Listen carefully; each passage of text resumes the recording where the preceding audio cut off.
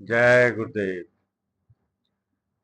सभी सत्संगी जनों का हार्दिक स्वागत है। आशा करता हूँ आप मालिक की दया से बिल्कुल ठीक होंगे।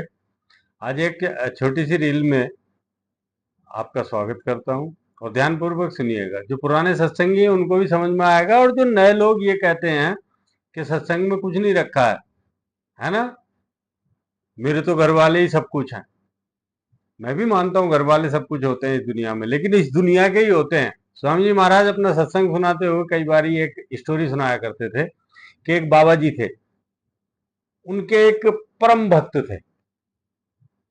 तो उन्होंने कहा कि गुरु महाराज, मेरे घर से ना बराबर चिट्ठियां आ रही हैं, मुझे घर जाना। तो उन्होंने कहा कि भाई आपके घर में कौन कौन है आपके? कि मेरी पत्नी है, मेरे मम्मी है, मेरे पापा हैं। तो उन्होंने कहा ठीक है, चले जाओ, घूम घाम के एक दिन में आ जाना।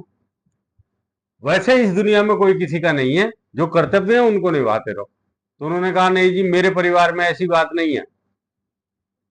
मेरे तो माता मुझे बहुत मानती है, मेरे पिताजी बहुत मानते हैं, मेरी पत्नी बहुत मानती है, मेरे बिना तो वो रह ही नहीं सकते।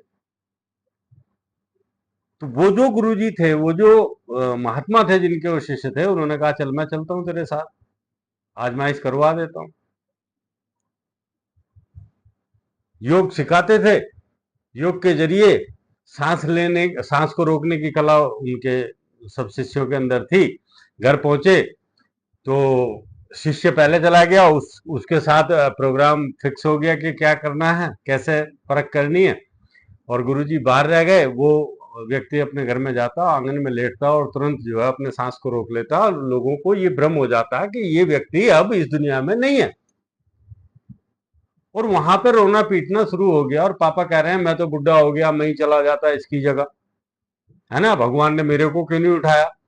माता बोलती है कि मैं ही क्या करूंगी दुनिया में जीकर, जब मेरा बेटा नहीं रहा तो मुझे ही उठा लेता भगवान, है ना। पत्नी बोलती है कि मेरा तो जीवन ही बर्बाद हो गया, कि मुझे उठा लेता भगवान। तब तक गुरुजी अंदर प्रवेश कर गए और उन्होंने उस बच्चे के ऊपर हाथ रखा और कहा भी ये तो दुनिया छोड़ के गया। बोले गुरु महाराज, हम चले जाते, ये तो कमाई करने वाले थे घर के, इनके बगैर कैसे चलेगी दुनिया। तो उन्होंने कहा तो ये देखो, आ तो सकता, एक एक एक शर्त के साथ आ सकता वापस। तो उन्होंने कहा गुरु महाराज बताओ क्या शर्त है, हम मानेंगे। तो उसके पिता को कहा कि अगर इसकी जगह पे आप मरना स्वीकार कर लो तो ये जीवित हो सकता। तो पापा ने मम्मी की तरफ देखा, है ना, और उस बच्चे की पत्नी की तरफ देखा और बोले कि गुरु महाराज अब देखो जैसा भी है, ये लोग रह गए, मैं कर लूंगा, अब जो होना था वो तो हो गया। तो जिसकी जितनी सांसें उतने दिन रहेगा। यानी वो उनके गुरुजी को ही पढ़ाने लग गए। फिर माता जी को कहा कि आप देख लो, आप अभी तो कह रही थी कि मुझे उठा लेता भगवान। बोले गुरुजी कह तो रही थी, अब जो हो गया सो हो गया, अब जो मेरी सांसें मैं इन्हें पूरा कर लूंगी, ये बाल बच्चों को खिलाती रहूंगी, इन्हें खिलाने वाला भी कोई नहीं है।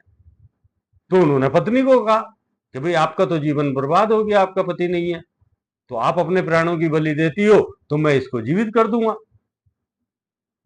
तो उन्होंने कहा गुरु महाराज कोई बात नहीं है, मैं भी बच्चों का मुंह देख कर अपना टाइम पास कर लूंगी, अब जो होना था वो तो हो गया।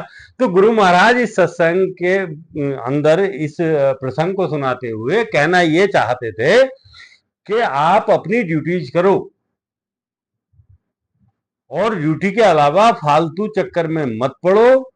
ये आपका देश नहीं है, आप जिस घर से आए उसमें जाना पड़ेगा। जितनी सांसें वहां से मिली हैं, जितना दिन आपको वहां से और घंटे मिले हैं, उतने दिन आप यहां रहोगे, छोड़ के चले जाओगे। कोई कुछ नहीं करता, कोई किसी के लिए नहीं मरता, इस दुनिया में कोई किसी का नहीं है। केवल आप खुदा बोलो, अल्लाह बोलो, परमात्मा बोलो, गॉड बोलो, वाहेगुरु बोलो, कोई भी बोलो, वही अपना है, और उसी से आए और उसी में मिलना हमारा कर्तव्य है, उसी को याद करना हमारा कर्तव्य है। जय गुरुदेव।